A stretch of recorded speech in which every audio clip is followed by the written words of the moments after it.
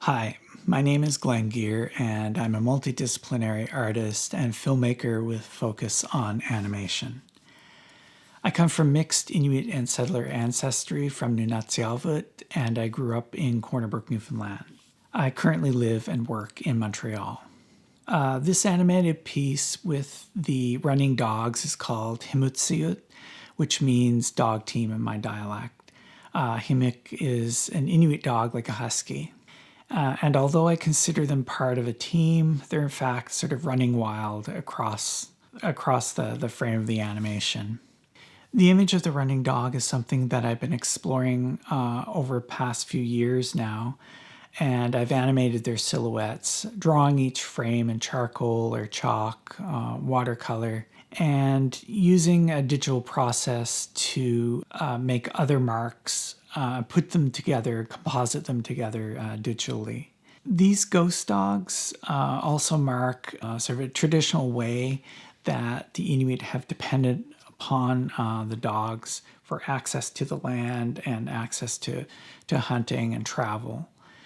They also recall the brutal dog slaughter that occurred across the Canadian North at the hands of the RCMP and the Quebec Provincial Police from the 1950s into the 1970s. The dogs were culled without community consent and under the guise that they had distemper.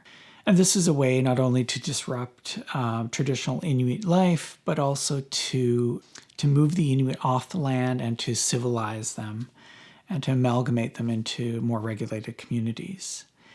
It's a very traumatic event that many elders are quick to recall. I'd like to think that these dogs have now come back as spirits, and they're here to tell their story, and so they carry that past with them, and they connect to that pain, but they also connect to resilience, and maybe they're running towards a place that is more empathetic and inclusive and just. Having them projected onto the facade of Qaumajuq means a great deal to me, and I think it's quite fitting.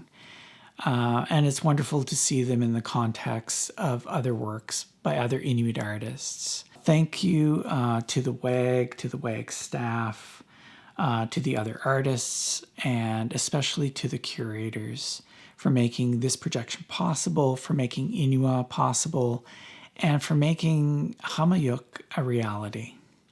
Nakmek.